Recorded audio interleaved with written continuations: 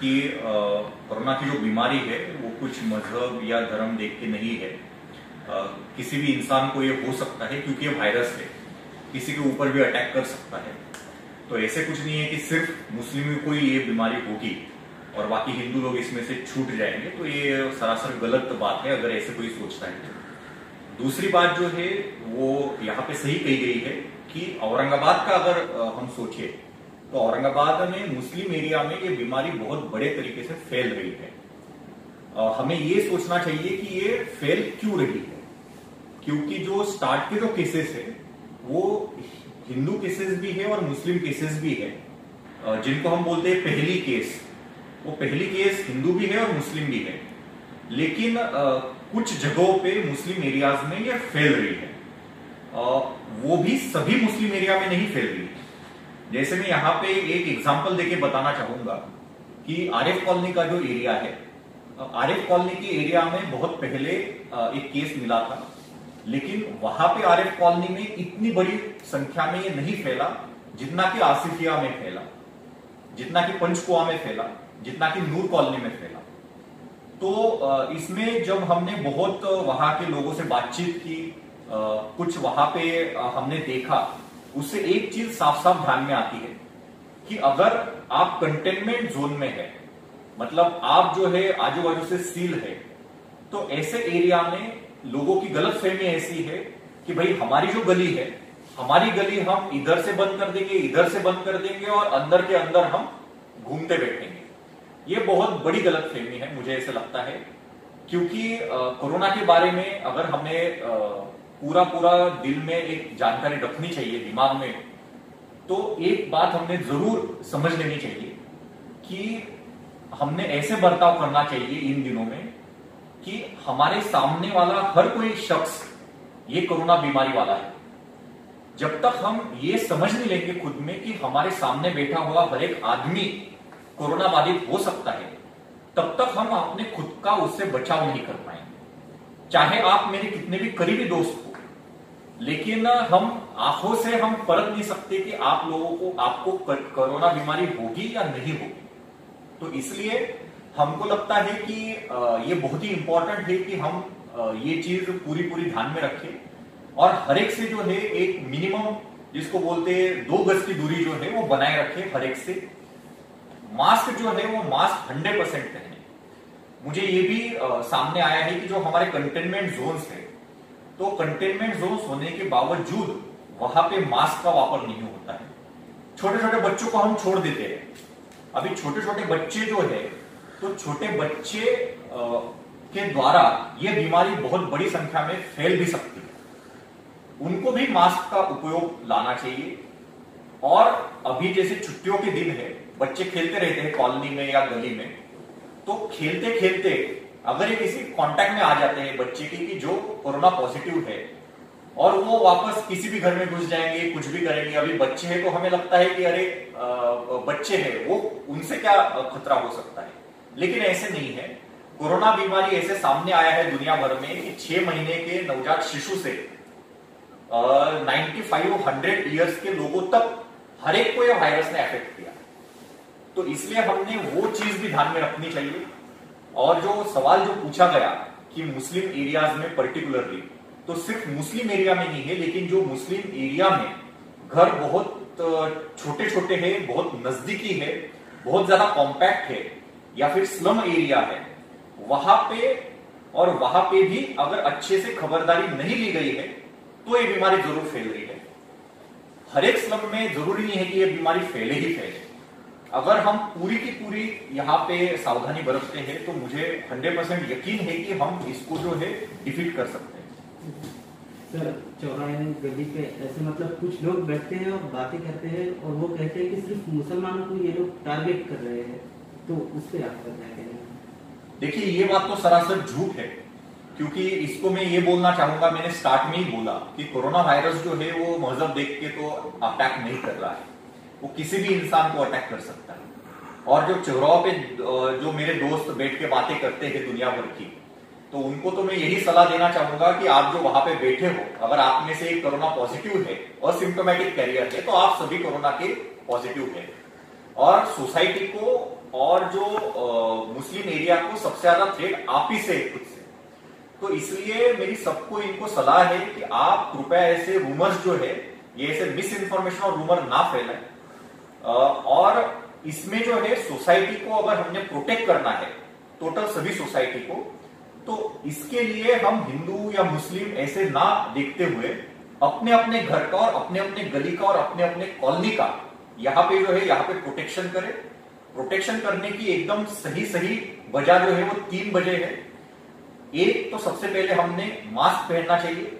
दूसरा, साबुन से दिन में हर बार बार अपने हाथ 20 सेकंड तक अच्छे से धोने चाहिए साबुन से। और तीसरा, चाहे अपने करीबी कितना भी करीबी दोस्त हो उसको ना तो टच करे, टच तो क्या उससे कम से कम 5 फीट की दूरी हमने बनाई रखनी है। इतना जब हम सबके सब बहुत ही कड़े पैमाने पे, जिसको हम बोलते हैं कि अपना ये धर्म समझ के अगर हम ये फॉलो करेंगे, तभी आगे जाके जो है ये बीमारी को हम फैलने से रोक सकते हैं। एक बात मैं यहाँ पे साफ साफ बोलना चाहता हूं कि ये बीमारी औरंगाबाद में आ गई है, और औरंगाबाद में सिर्फ आई नहीं है तो औरंगाबाद हॉटस्पॉट हो गया है। 177 जो संख्या है उतनी संख्या में पॉजिटिव मरीज यहाँ पे पाए गए हैं। अब यहाँ पे जैसे बताया गया वैसे बहुत सारे मरीज जो है वो मुस्लिम इलाकों से है। तो यहाँ पे हमारी यह जिम्मेदारी बनती है कि जो पॉजिटिव है उनके करीबी लोगों की, कि वो अगर अफेक्ट हो सकते हैं इससे, तो वो और आगे ये ना फैलाए, अपने अपने घरों में रह के या कम से कम बाहर निकल के और बीमारी को फैलने से रोके। सोशल मीडिया पे जो मिसकम्युनिकेशन चल रहा है उसके लिए क्या आप प्रिकॉशन करेंगे? देखिए, सोशल मीडिया पे जो है सोशल मीडिया पे हर एक को अपना अपना अधिकार है कि अपनी अपनी राय रखे, अपने अपने विचार रखे। उनको मेरी एक ही सलाह है कि आप कृपया जो भी बात कह रहे हैं उसको पूरी सोच समझ के साथ करिए, क्योंकि जरूरी नहीं है कि हर कोई आदमी जो है उस बात को सही तरीके से देखे परखे। कोई कोई लोग जो है जो भी सामने लिखा हुआ आ जाता है, जो भी अखबारों में छाप के आ जाता है उसको सही मान लेते हैं। कोई भी रूमर अगर व्हाट्सएप पे आ जाता है तो व्हाट्सएप के रूमर को, मैसेज को सही मान लेते हैं। किसी ने बताया कि अरे ऐसे ऐसे होता है तो उसको सही मान लेते हैं। तो ये जो मान लेने वाली बात है ये कृपया ना करें। गवर्नमेंट ने यहाँ पे बहुत सारा अवेयरनेस कैंपेन चलाया है, उसमें सही सही जानकारी दी जा रही है, उसी के ऊपर भरोसा रखें। नहीं तो अपने महापालिका के जो सलाहकार है, डॉक्टर्स है, आशा है, सेविकाएं है, ये वार्ड में जाके अपनी स्क्रीनिंग और चेकिंग करवा रहे हैं। इनको आप आपके डाउट पूछे, कुछ अगर आपको आपके जहन में है कि ये कैसे होगा, क्या होगा, मुझे ऐसे लग रहा है, ये सभी सवालों के जवाब वो आपको दे सकते हैं। वो बहुत ही अच्छी तरीके से ट्रेन की गई है। तो मुझे ऐसे लगता है कि ये बहुत इंपॉर्टेंट चीज है। खाने की चीज जो है डिलक्स का भी चल रहा था कि डिलक्स में भी जो काम करने वाले बंदे हैं वो पॉजिटिव पा गए। ऐसी दूसरी जगह भी चर्चा चल रही है कि पॉजिटिव पाए गए। तो इस माहौल से पूरा एक अलग मैसेज जा रहा है। तो डेली प्रोडक्ट्स के भी हिसाब से कोई लेना नहीं लेना ऐसा चीजें हो रही है। तो इसके लिए क्या? देखिए, कोरोना जो वायरस है अभी मतलब ये चीज तो साबित हो गई है कि ये वायरस कैसे फैलता है। ये वायरस जो है, ये वायरस जब हम खांसी करते हैं, छींकते हैं, तो जो ड्रॉपलेट्स होते हैं उनसे फैलता है। अगर हम किसी को टच कर देंगे तो उससे ये फैलने की शक्यता ज्यादा है। और उसी तरीके से अगर वहां पे कोई पॉजिटिव मरीज है, अभी हमें तो पता नहीं चलता कि सामने कौन पॉजिटिव मरीज है, वहां पे तो लिख के नहीं आया है कि ये पॉजिटिव है करके, या कोई सिम्टम भी नहीं दिखते बहुत सारे केसेस में कि ये पॉजिटिव है। तो उसने अगर कहीं पे छींका है और वो चींटी जो है वो वहां पे पड़े है और वो सरफेस को अगर कोई टच कर देता है तो फोमाइट्स के द्वारा जो है वो वायरस जो है वो स्प्रेड होता है।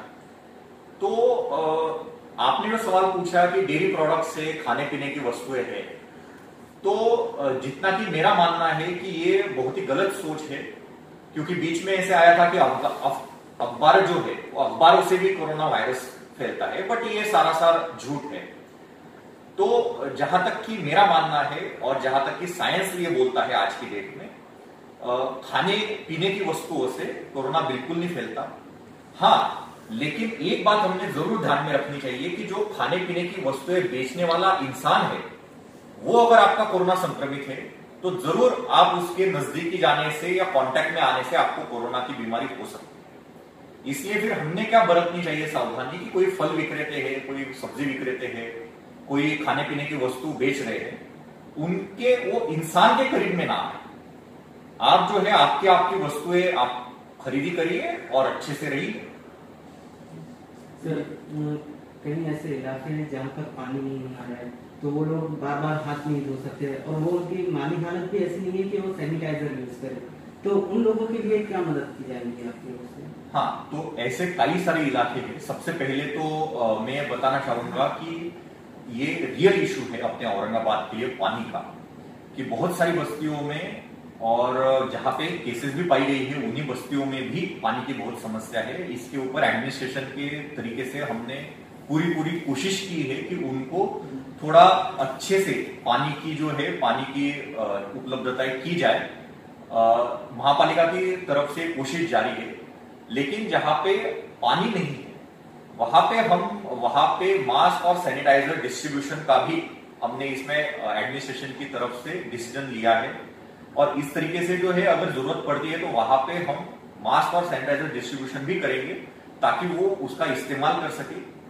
इसके अलावा मुझे एक बात यहाँ पे जरूर बतानी है कि सिर्फ सैनिटाइजर यूज करने से या सिर्फ हाथ धोने से ये नहीं रुकने वाला, आपको मास्क भी पहनना चाहिए। और मास्क तो एकदम सिंपल है। मास्क जरूरी नहीं है कि आपको N95 मास्क ही पहनना है या कोई एक तरीके का मास्क पहनना है। सादे कपड़े से आप अगर मुंह ढक ले तो वो भी मास्क का ही काम करता है। या फिर आप जैसे मैंने पहना है मास्क, ये तरीके का मास्क आप घर पे आप बना सकते हो और वो पहन सकते हैं। और ये बहुत ही इजी चीज है, बहुत ही आसान चीज है। लेकिन सबसे ज्यादा मैं अगर किसी बात के ऊपर बार बार अगर गौर करना चाहूंगा तो वो है कि आप कृपया करके कांटेक्ट अवॉइड कीजिए। क्योंकि जो हम देख रहे हैं कि काफी सारी गलियों में जो ये कोरोना का फैलाव बहुत बड़े पैमाने पे हो रहा है, वहां पे एक चीज कॉमन पाई गई है कि वहां पे घर बहुत नजदीक है, थोड़ा सा छोटे छोटे घर है, बहुत ज्यादा लोग रहते हैं तो इतना जरूरी भी नहीं है कि वो लोग घर में ही बैठे। लेकिन कम से कम आजू बाजू के लोगों से आप डिस्टेंस बनाए रखें। और चबूतरे पे अगर आपको बैठना ही है तो भी चबूतरे पे अगर बैठना है तो भी आप 4 से कम लोग बैठिए और वो भी पूरी सोशल डिस्टेंस बना के बैठिए, ताकि मतलब 6 या 8 फीट की दूरी पे बैठिए। मैं तो ये बिल्कुल नहीं कहूंगा कि इस माहौल में आप चबूतरे पे बैठिए और कुछ गप्पे हाके, लेकिन फिर भी अगर आपको कुछ जरूरी बात करनी है किसी से तो आप जो है आप पूरी 2 गज की दूरी बनाए रखें और वैसे बात करें। इसके अलावा अपने जो घर में बच्चे हैं तो ऐसे पाया गया है कि बच्चे खेलने में बहुत ज्यादा एक दूसरे को हाथ लगा देते हैं। बच्चे होते हैं, छोटे बच्चे होते हैं, उनको इतनी समझ नहीं होती है, हमने कितना भी समझाया तो थोड़ा हमने ये देखना चाहिए कि बच्चों को भी इसके बारे में जो है अच्छी तरीके से जानकारी दी जाए, उनको भी बताया जाए कि खेलते टाइम क्या खबरदारी बरतनी है, कैसे खबरदारी बरतनी है। और बच्चों को खासकर उनके हाथ धोना या बाकी का उनका हाइजीन मेंटेन करना, ये चीजें सिखानी बहुत जरूरी है। सर, ऐसा देखने में आया कि गवर्नमेंट की तरफ से तो कोई बहुत सारी स्कीम्स आ रही है, लेकिन जो स्लम बस्ती है या जहाँ पे पॉजिटिव मरीज पाए जा रहे हैं वहां तक की वो चीजें नहीं हो रही है। लास्ट टाइम RF कॉलोनी, हिलाल कॉलोनी में कुछ मेडिसिन आए थे या फिर सोप्स आए थे डिटॉल्स के, वो 20 से 25 लोगों को बांटी गई और वापस डबल से लेके चल गए थे वो चीजें। तो उसके बाद लोगों ने काफी इश्यू बनाया वहां पे। तो ये जो चीजें हैं इसको हम बहुत ही सीरियस लेवल पे ले रहे हैं, क्योंकि अगर एज अ कलेक्टर अगर आप हमें पूछे तो हम इसमें बिल्कुल भी भेदभाव नहीं करते कि ये एक बस्ती है, ये वाई बस्ती है, इस बस्ती को ज्यादा ये करना चाहिए, इन घरों को नहीं मिलना चाहिए, ऐसा बिल्कुल भी नहीं है। ऐसे अगर कुछ भी अगर चीज पाई जाती है तो इस पे सख्त से सख्त कार्रवाई तो होगी, वो तो एक बात है। लेकिन जो चीज कम्युनिटी के लिए आई है वो चीज हमारा पूरा प्रयास रहेगा कि कम्युनिटी को ही मिले।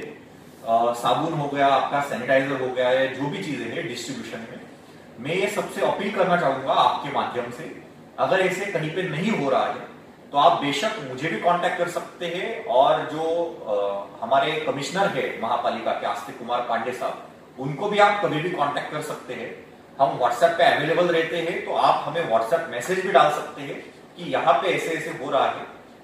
कोरोना को अगर हमने हराना है तो सतर्कता जो है, अपनी आंखें खुली रख के हमने सतर्कता बरतनी बहुत जरूरी है। सर, जितने इलाके सील है तो वहाँ पर तरकारी या फिर डेली नीड्स की चीजें नहीं आ रही है, अगर आ रही भी है तो उसके डबल चार्ज कर रहे हैं। जैसा कि कुछ लोगों ने टमाटे लिए थे बाहर मंडी में 10 रुपए, लेकिन वही माल 40 रुपए किलो से मिल रहा था, तो उस पर क्या एक्शन लिए जाएंगे? ये एक रियल इशू है जो यहाँ पे बताया गया कि अगर हम किसी को कंटेन कर देते हैं किसी जोन को, तो वहां पे जीवनावश्यक वस्तु जो है वो बहुत ही, एक तो पर्याप्त मात्रा में अवेलेबल नहीं होती, या फिर अगर होती है तो उसका रेट जो है बहुत ज्यादा होता है। इसलिए भी कई सारे जो रेसिडेंट थे उन्होंने बताया, कई सारे लोगों ने बताया कि हम बाहर उसी वजह से निकलते हैं। इसको टारगेट करने के लिए हमने अभी ऐसे डिसाइड किया है, और पूरे कंटेनमेंट जोन्स में जहां जहां पे मैं घूमा हूं, तो वहां पे भी हमने ये कोशिश की है कि वहां पे जो कंटेनमेंट जोन है वहां के 4 या 5 वॉलंटियर्स, इनको हमने आइडेंटिफाई किया है। वो वॉलंटियर्स जो हमारा 7 से 11 का पीरियड है कि जहां पे शॉप्स और बाकी सब्जी बिब्जी चालू रहेंगे, उस टाइम वहां के बॉर्डर के ऊपर, वो कंटेनमेंट जोन के बॉर्डर के ऊपर हमारे जो लोग हैं वो उनको उनकी जरूरत की चीजें जो है वो हैंड ओवर करेंगे। तो ये चीज जो है, ये चीज सोसाइटी के ही, कंटेनमेंट जोन के वॉलंटियर के ही द्वारा हम जो है वो पूरी सोसाइटी, पूरी कंटेनमेंट जोन में वो डिस्ट्रीब्यूट करेंगे, ताकि बाहर का आदमी वहां पे ना जा पाए और वैसे उनको बाहर आने की जरूरत ना पड़े। रही बात इसमें रीजनेबल की, तो हम तो पूरी कोशिश कर रहे हैं कि कंटेनमेंट जोन में जिन लोगों के पास जैसे राशन नहीं है, उनको फ्री में हम कुछ राशन अवेलेबल करवा दें। जहां पे किसी को खाने पीने की अगर कोई दिक्कत है, किचन नहीं है और राशन भी नहीं है, तो उन लोगों को फूड पैकेट्स के द्वारा हम कंटेनमेंट जोन में मदद पहुंचाई जा सके। तो इसमें काफी सारी सामाजिक संस्थाएं भी हमसे जुड़ी है, और ये चीज हम पूरी कर रहे हैं, लेकिन ये पूरी 100% नहीं हुई है। तो इसको हमारा पूरा प्रयास रहेगा कि हर एक आदमी तक, हर एक औरत तक ये पहुंचाई जाए। गवर्नमेंट के हिसाब से कितना अनाज दिया जा रहा है? अभी आज से केसरी राशन कार्ड के ऊपर भी अनाज देना शुरू करना था, और बच्चों को जो दिया जा रहा है वो 2 किलो चावल और 1 साबुन दिया जा रहा है। उसमें जरा सही कितना देना चाहिए, वो अगर डिटेल अगर बता दे तो वो उतना वहाँ से ले पाएंगे। और सर, उसमें ये भी है कि जो राशन की दुकान है वो काफ़ी सारी राशन की दुकानें बंद है, और उनसे पूछा जा रहा है तो वो लोग का कहना है कि माल ही नहीं है हमारे पास। कई सारे लोगों को क्वारंटाइन किया जा रहा है, तो आपके कैसे तैयारी हुई है वहाँ पे, जैसा क्लियर और कलरग्राम वहाँ पे? क्वारंटाइन के बारे में मैं ये बोलना चाहूंगा कि क्वारंटाइन हम उन लोगों को करते हैं कि जो हमें लगता है कि ये सस्पेक्ट है। और सस्पेक्ट मतलब क्या, कि जो पॉजिटिव केस है उसके क्लोज कांटेक्ट में वो है, उन लोगों को हम क्वारंटाइन करते हैं। उनको जो है, उनको अभी ऐसा है कि अभी हमारी केसेस बहुत बड़े पैमाने पे बढ़ गई है, इसलिए हमने ऐसे स्ट्रेटेजी ली है इसमें कि अगर कोई पॉजिटिव मरीज आता है तो उसके सभी जो कांटेक्ट है, और वो जो कांटेक्ट से, वो कांटेक्ट के जो कांटेक्ट है, इन सभी लोगों को हम जो है वो क्वारंटीन में रखेंगे। इन सभी लोगों के जो है वो स्वाब लेंगे, और वो स्वाब टेस्ट होने के बाद में जो है वो अगर पॉजिटिव आते हैं तो उनके ऊपर इलाज किया जाएगा। अगर निगेटिव आते हैं तो उनको हम जैसे जहां पे वो रह सकते हैं वहां पे घर पे ही उनको मैंडेटरी मतलब कंपलसरी क्वारंटीन में रखेंगे, घर पे ही। जहां पे उनको घर पे रहने की बिल्कुल भी व्यवस्था नहीं है, हमें लगता है कि ये बहुत ज्यादा इंफेक्शियस सिचुएशन में रहेंगे, उनको ही खाली अभी हम इंस्टीट्यूशन में क्वारंटीन कर रहे हैं।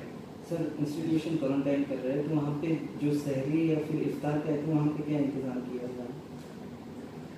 यहाँ पे जो है, यहाँ पे सहरी या इफ्तार के हिसाब से हर एक इंस्टीट्यूशनल क्वारंटीन में जो है हमने जो नोडल ऑफिसर दिए हैं, उनकी ये पूरी जिम्मेदारी है कि वो ये तरीके से सभी प्रावधान वहां पे उपलब्ध करवा दी जाए। बीच में किले आर्क है या कुछ अदर क्वारंटीन सेंटर है महापालिका जो चलाती है, उसमें से कोई कंप्लेंट आई थी कंप्लेंट के बाद में हमने इमीडिएटली उसका कॉग्निजेंस लिया। कमिश्नर साहब वहां पे गए, म्यूनिसिपल कमिश्नर साहब भी गए, डिविजनल कमिश्नर साहब भी गए, हमारी विजिट हुई और उसमें ये पाया गया कि जो कंप्लेंट्स थी वो बहुत बड़े पैमाने पे सच थी। तो इसलिए जो है वहां पे हमने इमीडिएटली अच्छे से खाने का और पानी का जो है वो सबसे पहले इंतजाम करवाया है।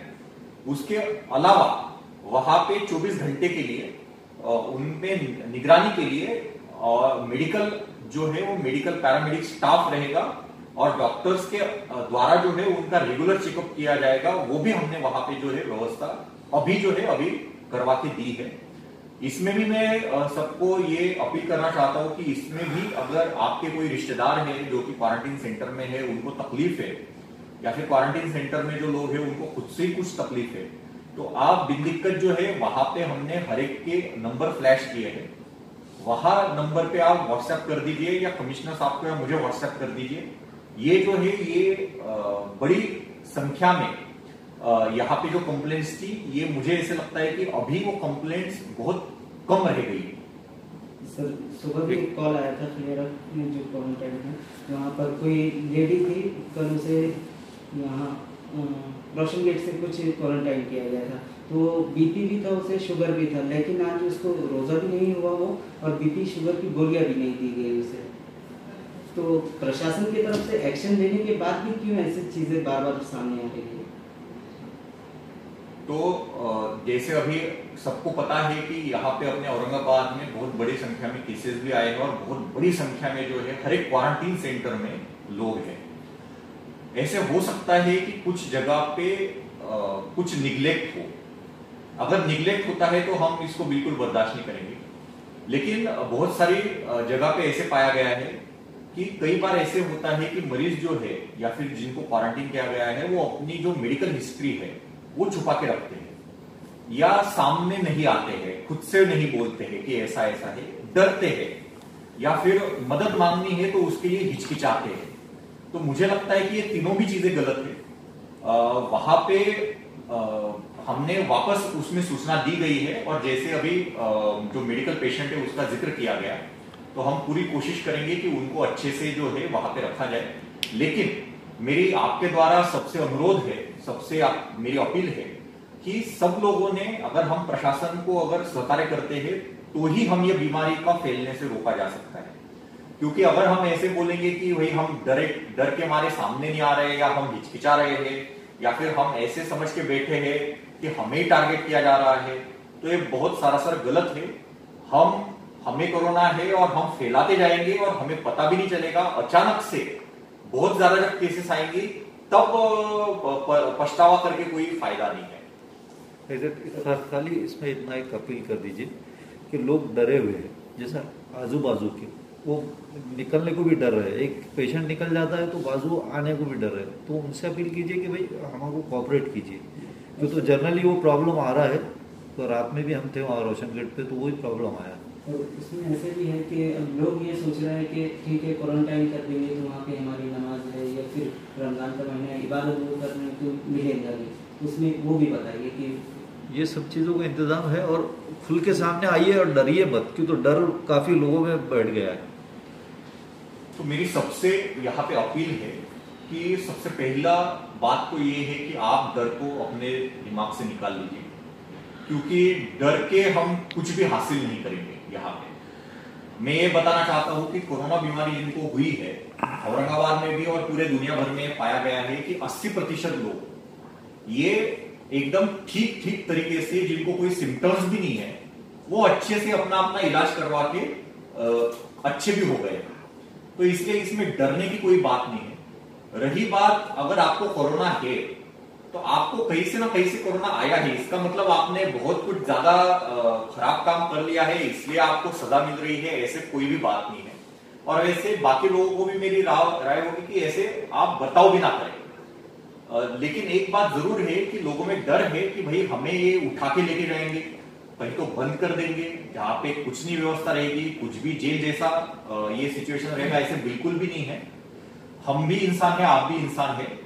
तो जो भी यहाँ पे रमजान के महीने में जो भी यहाँ पे सुविधा देनी चाहिए वो सभी सुविधा है। नमाज की सुविधा है, आपकी इबादत की सुविधा है, आपकी सभी सुविधाएं हर एक क्वारंटीन सेंटर में रखी गई है।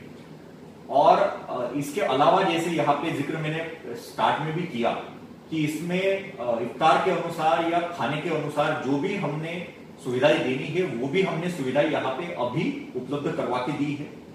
हम ये एक्सेप्ट करते हैं कि महापालिका और प्रशासन की तरफ से शुरुआत में कुछ कमियां रह गई थी, लेकिन अभी जो है अभी वो कमियां पूरी कर दी गई है और वो हमने इंश्योर भी किया है कि ये कमियां जो है वो पूरी कर दी गई है।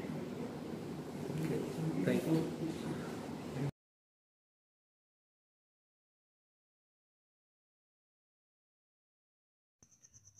रोज़ नई खबरों को देखने के लिए हमारे औरंगाबाद समाचार चैनल को सब्सक्राइब कीजिए और नोटिफिकेशन पाने के लिए हमारे बेल आइकन को दबाइए ताकि हर खबर की नोटिफिकेशन आपको मिलती रहे।